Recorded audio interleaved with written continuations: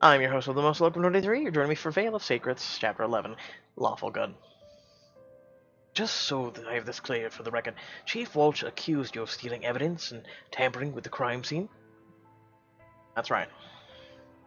A crime you admit to committing. I'm not gonna lie to an FBI agent. You want to charge me? Go ahead. Put me in front of a jury, in fact. Then they can learn the truth about Walsh and about how a joke of Birchport PD is. They'll give me a medal. Juries don't give medal. He's being facetious. They would for this. Putting the jurisprudence aside, Walsh asked you to come into the station. He didn't ask, he ordered. And that was just the beginning. And while we have this unskippable lighthouse scene that lasts a good 10 seconds every time, I hope you're all having a fantastic day. Come on! Yeah, this is why people hate this book. I hate it. The sun is rising with the horizon as Flynn gives you a ride to the police station on his motorcycle. The whole way there, you can't stop wondering what Walsh might do. The worry, a rock in the pit of your stomach. What's Walsh's angle? Why drag me in like this? Seems pretty obvious to me. You're a threat to him. Feels like the exact opposite right now. You pull up outside the station. You take a deep breath, readying yourself for whatever's coming. Just before you head in, Flynn stops you. You know I'd do anything for you, John. But I don't want to make this situation worse.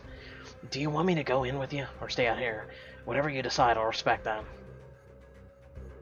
Honestly, I could use backup. Just promise me you're not going to punch Walsh when he inevitably acts like a massive jerk. I don't make promises, but, I can't keep John. But I'll try my best to restrain myself. That's all I can ask.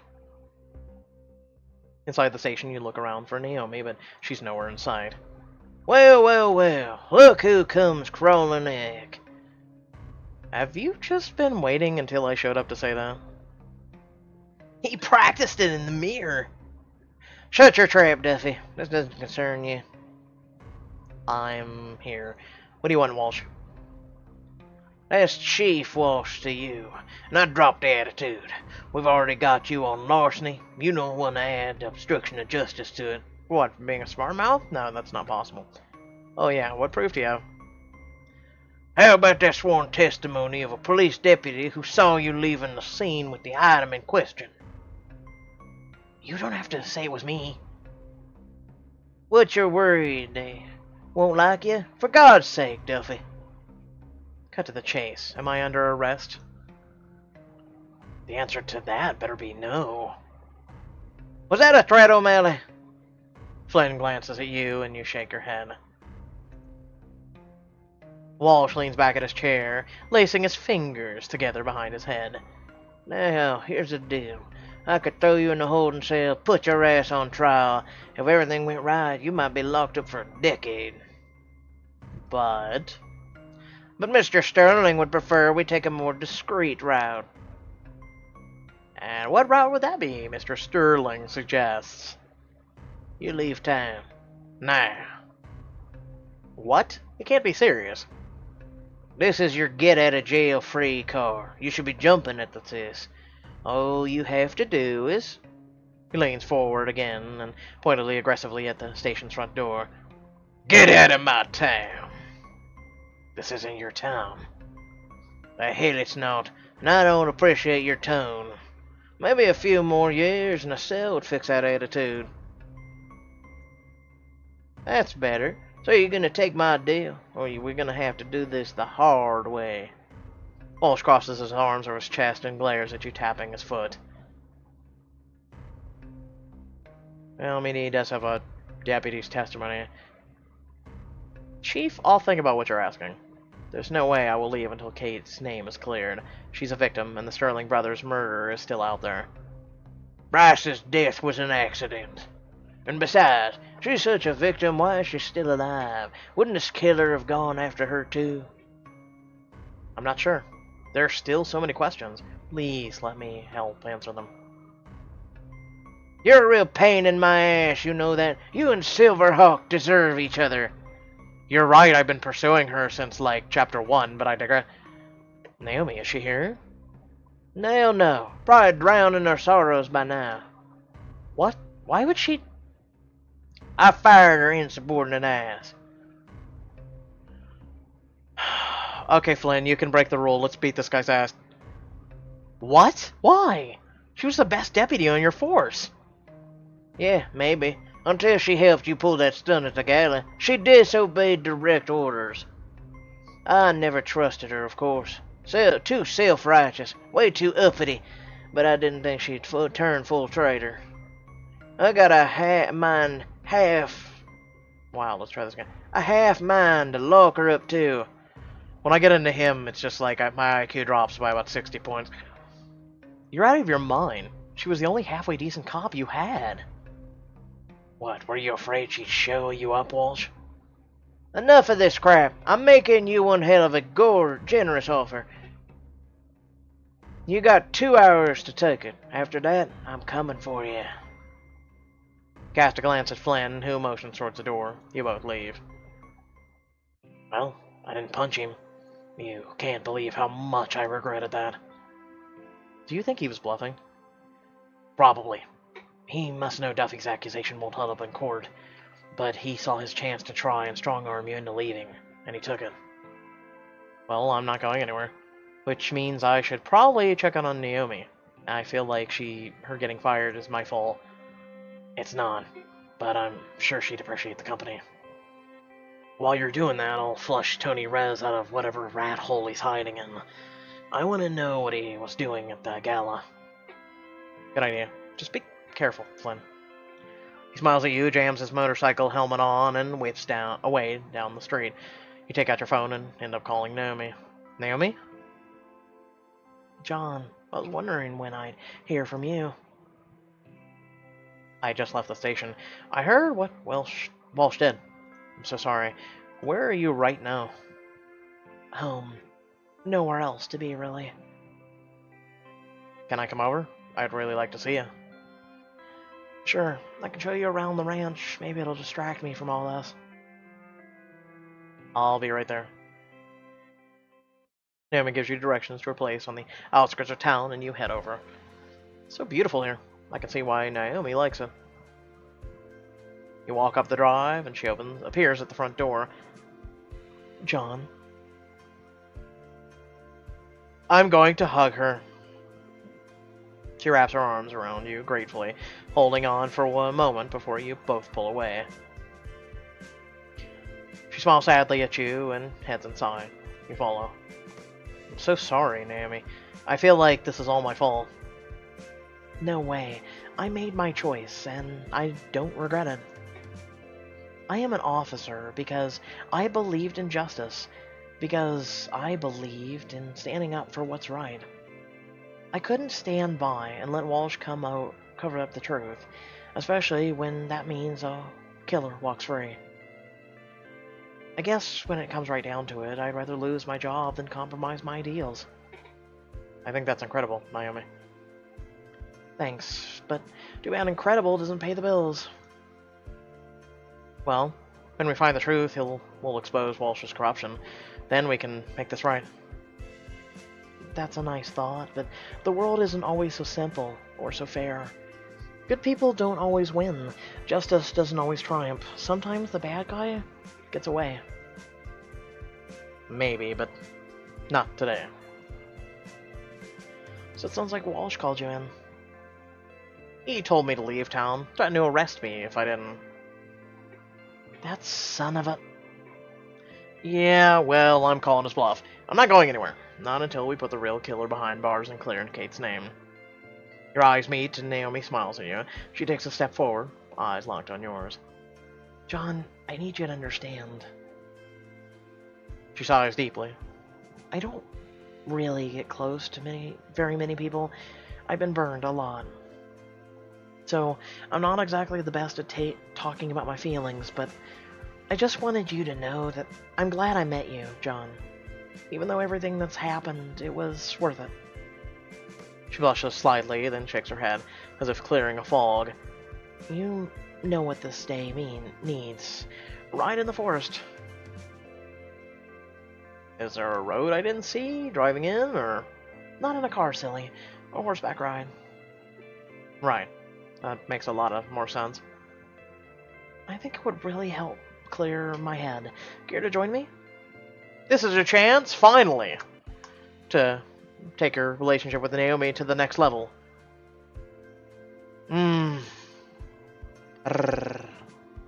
I'll take a rain check. Sorry, I'm just too focused on Kate for that, and I'm not great with horses. I get that. But for the record, you don't know what you're missing. Well, don't let me stop you. It sounds like you could really use it right now. It's pretty meditative for me. I could stand to clear my head. Well, same. I'm gonna go do the hot bath and Netflix binge. To each their own. You head back to the B&B, looking forward to vegging out for the rest of the day. The next morning, the buzzing of your alarm wakes you bright and early. Looks like it's time for Kate's bail hearing. Hopefully Grant can work his magic. After everything Kate's been through, she deserves to get out of this crappy jail cell and come home. Startled by a heavy knock on the door, Miss Harlene is standing outside expectant. Oh, me. Did you need something? Well, I figured you were probably going to Kate's hearing today, and I got to thinking... You should dress up real nice. Just show me the outfit already, Miss Harlena. It's an absolute delight, the epitome of class and style. Your turn every head in the courtroom. I'm trying to stay low and discreet and not be arrested by the sheriff, and you want me to turn every head in the courtroom? Okay. She hands you the outfit and you try it on. No! No! Just like, no! What? I don't know, I'm not fond of those. Command the room in this sharp 3-piece. That's actually more than 3 pieces, but we won't argue. I'm gonna stick with what I have on. I suppose that's your prerogative. Either way, good luck at the hearing, John. I so hope it works out for Kate. You and me both, Miss Harlena. You head to the Birchport courtroom, going directly to the hearing room. Flynn stands just inside the door, looking out of place and anxious.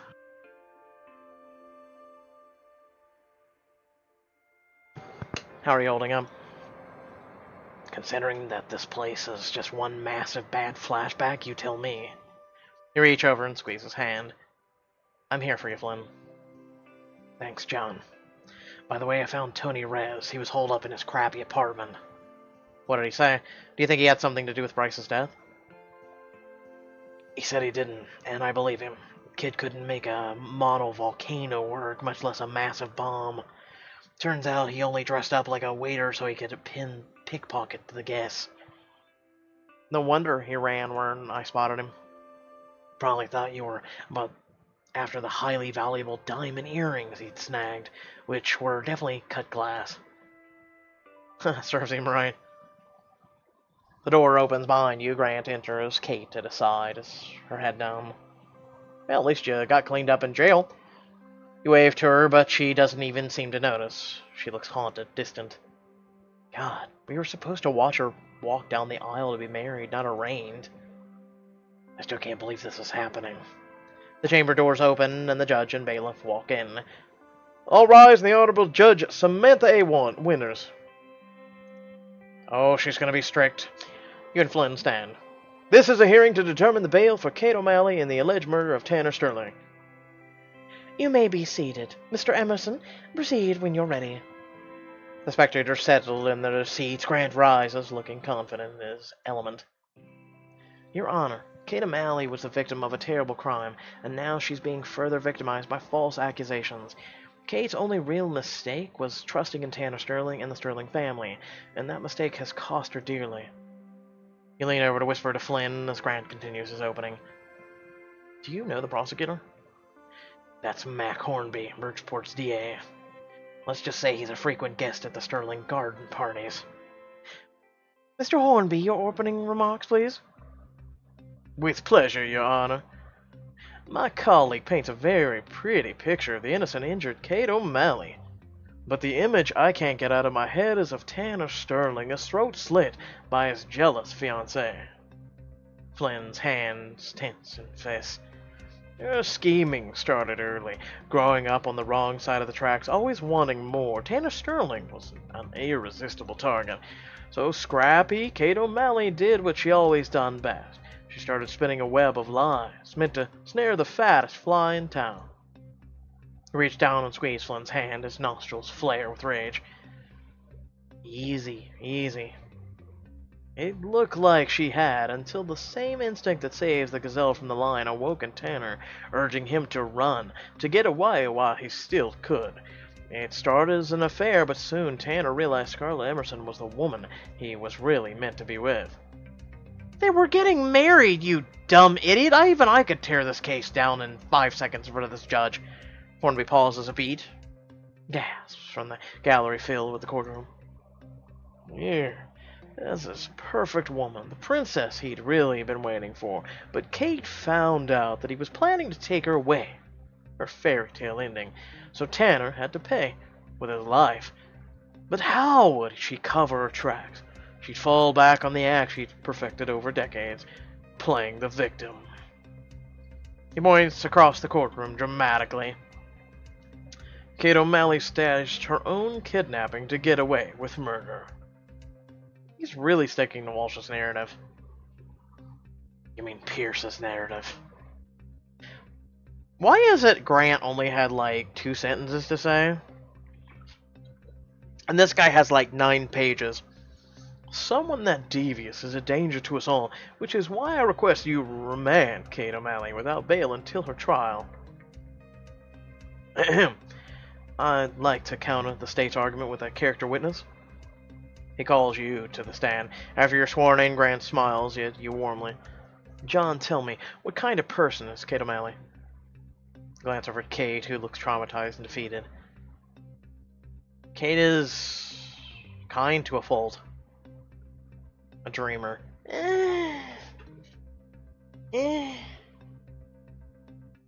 Is there a third option? I'm gonna go with a dreamer. She always wanted a fairy tale romance. When she and Tanner fell in love, she really thought he was her Prince Charming. When she realized he wasn't who she thought, she stood by him. She still loved him. She'd never hurt him. Never. Grant runs you through some more questions, giving you the chance to expound on Kate's gentleness, her loyalty, her love for Tanner. Finally, he vanishes. No further questions, Your Honor. The prosecution may now cross-examine the witness. Now then, John, isn't it true that Kate told you in college she had always wanted to land a rich husband? Kate never said that. Sure, maybe not in just so many words. You're going off an assumptionist basis, you piece of shit. I've been to court. Sure, maybe not in so many words, but isn't that what the marrying Prince Charming really meant? Kate wanted the castle, the gowns, the jewelry, the whole princess lifestyle. When she thought she had it, she wasn't going to let anyone take it away from her. Isn't that right? No, that's not how it is. Really? Have you ever met any of the boyfriends of Kate's who didn't have money? What? That's not... Objection. Irrelevant. Time to move on, Mac. Very well. Let's change topics, John. You're here to speak to Kate's character, correct? That's right. And yet, your own character is pretty questionable, isn't it? You're attacking a witness, but... Okay, I'll let it stand. Excuse me? Isn't it true that just 2 years ago you were arrested and charged with a crime in New York City?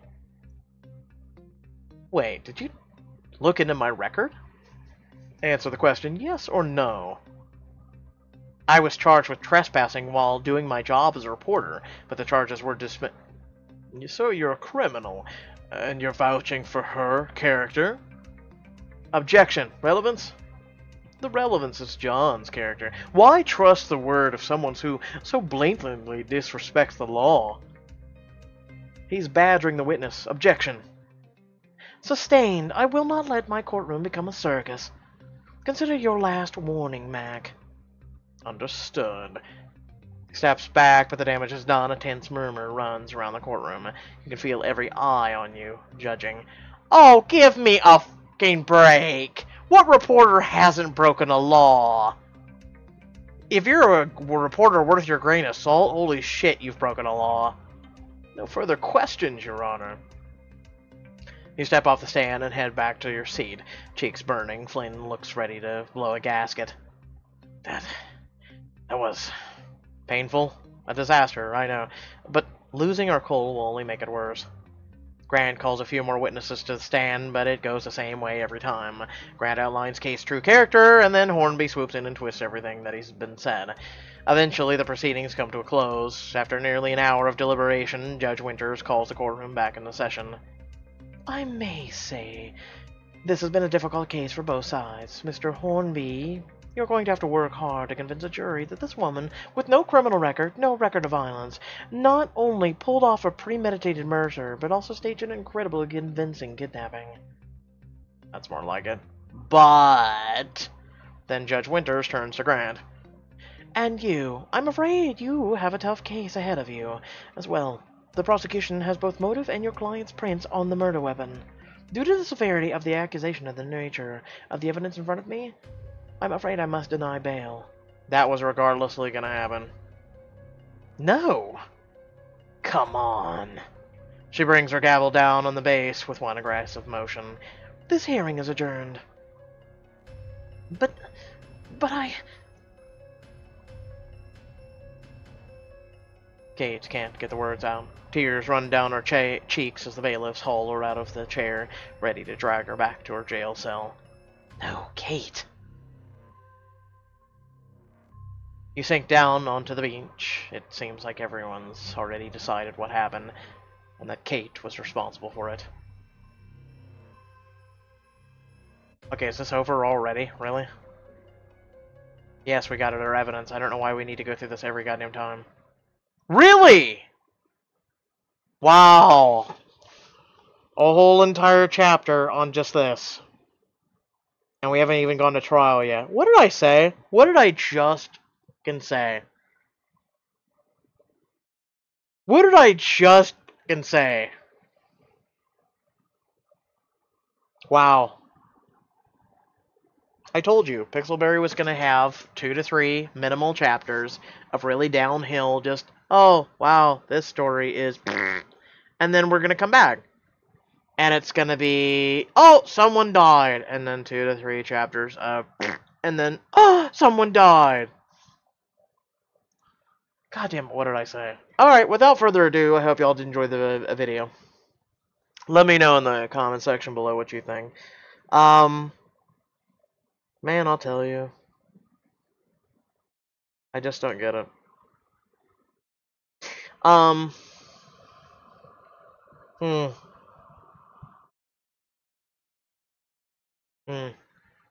mean, it's funny that Walsh said this something about how, you know, if the person who killed Tanner and killed Bryce, you know, but it's an accident.